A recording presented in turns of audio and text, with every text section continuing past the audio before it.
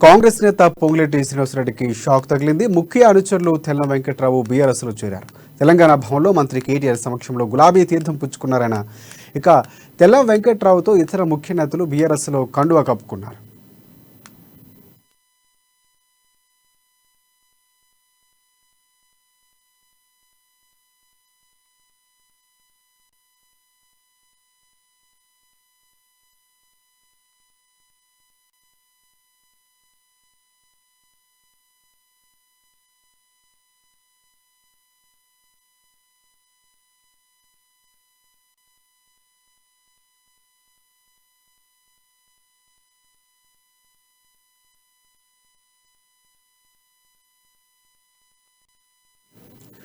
వెంకట్రావు రాజకీయ భవిష్యత్తుకు తమది భరోసా అని మంత్రి కేటీఆర్ హామీ ఇచ్చారు. వెంకట్రావు చేరిక సందర్భంగా ఆయన మాట్లాడుతూ జల్ జంగల్ జమీన్ విషయంలో ఏం జరుగుతుందో అర్థం చేసుకోవాలని హితవు పలికారు.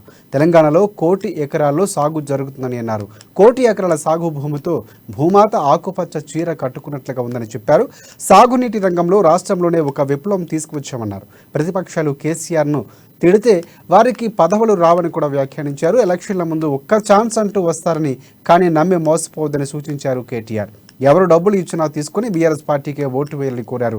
ఇక కేంద్రంలో మన పార్టీ ప్రమేయం లేకుండా ప్రధాని కాలేరని కూడా మరోసారి కీలక వ్యాఖ్యలు చేశారు కేటీఆర్. కాంగ్రెస్ నమ్ముకుంటే కుక్కతోక పట్టుకుని గోదావరి ఈదినట్టే అనే మాట అర్థమైంది. వెంకటరావునికి చాలా ఫాస్ట్గా అర్థమైంది. ఇంకా ఆ పార్టీని నమ్ముకుంటే ఇప్పటికే 5 దశాబ్దాలు తెలంగాణను మోసం చేసిన పార్టీ, దగా చేసిన పార్టీ, మళ్ళీ రేపు నన్ను కూడా దగా చేస్తుందనే విషయం వెంటనే అర్థమై తిరిగి కాంతారావు గారు, అదేవిధంగా అజయ్ గారు, అదేవిధంగా మా బాలసన్ లక్ష్మీనారాయణ గారు అందరి ఆలోచన మేరకి ముఖ్యమంత్రి గారి అనుమతితో తిరిగి పార్టీలోకి విచ్చేస్తున్నందుకు వారికి హృదయపూర్వకంగా స్వాగతం. వారి భవిష్యత్తుకు పూర్తి స్థాయిలో పార్టీది భరోసా, వారి ఎంబడ వచ్చిన ప్రతి ఒక్కరి భవిష్యత్తుకు కూడా భరోసా మాది, బాధ్యత మాదనే మాట కూడా ఈ సందర్భంగా విజ్ఞప్తి చేస్తాం. దయచేసి ఇక్కడికి వచ్చిన మిత్రులందరినీ ఒక 2 విషయాలు ఆలోచించమని కోరుతా ఉన్నాం. ఇప్పుడే కాంతారావు గారు మాట్లాడుతూ ఆదివాసీ బిడ్డలం మేము, ఏజెన్సీ ప్రాంతం మాది, మరి ఆనాడు కుమ్రం భీం గారు జల్ జంగల్ జమీన్ అనే స్ఫూర్తితో వచ్చే ఎన్నికల్లో ఉమ్మడి ఖమ్మం జిల్లా ప్రధాన పాత్ర పోషిస్తుందని మంత్రి పువ్వాడ అజయ్ అన్నారు. సీఎం కేసీఆర్ ఖమ్మం జిల్లాకు మరింత ప్రాధాన్యత ఇస్తున్నారని అన్నారు. కోయిగూడాలకు 3 ఫేజ్ కరెంటు ఇచ్చిన ఘనత కేసీఆర్దని చెప్పారు. రాష్ట్ర వ్యాప్తంగా 4.5 లక్షల ఎకరాల పోడు భూముల పట్టాలు ఇస్తే ఉమ్మడి ఖమ్మం జిల్లాలోని 1.5 ఎకరాలు పంచామని చెప్పారు. ఎవరికి టికెట్ ఇచ్చినా గెలిపించుకోవాలని, వచ్చే 3 నెలలు ప్రతి కార్యకర్త ప్రతి గడప గడపకు తిరగాలని పిలుపునిచ్చారు. ఇక పార్టీ తల్లి లాంటిదని, పార్టీకి ద్రోహం చేస్తే సహించమని కూడా హెచ్చరించారు. కేసీఆర్ గారి ఆధ్వర్యంలో తెలంగాణ రాష్ట్రంలో టీఆర్ఎస్ ప్రభుత్వం 2 సార్లు ఏర్పడిన సందర్భంగా మన ఖమ్మం జిల్లా ప్రధాన పాత్ర పోషించలేదు. కేవలం 2014లో 1 సీటు, 2018లో 1 సీటే వచ్చింది.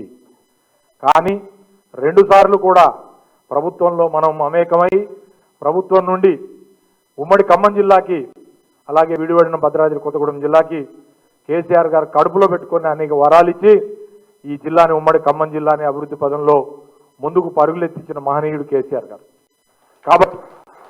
కాబట్టి ఇవాళ మన మీద పెద్ద బాధ్యత, విద్యుత్ ధర్మం.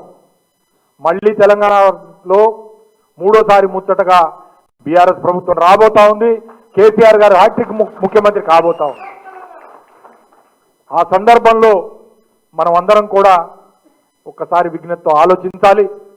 ఖమ్మం జిల్లా ప్రజలు ఈసారి బీఆర్ఎస్ పార్టీకి బ్రహ్మరథం బట్టి ఈ మాత్ఘట్టంలో హ్యాట్రిక్ ముఖ్యమంత్రిగా కేసీఆర్ గారిని, బీఆర్ఎస్ ప్రభుత్వాన్ని చేయడంలో ఉమ్మడి ఖమ్మం జిల్లా ప్రజలు ప్రధానమైన పాత్ర పోషించాలని జిల్లా మంత్రిగా నేను విజ్ఞప్తి చేస్తా ఉన్నా.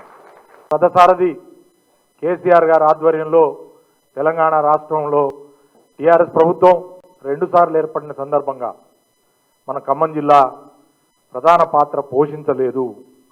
కేవలం 2014లో 1 సీటు, 2018లో 1 సీటే వచ్చింది.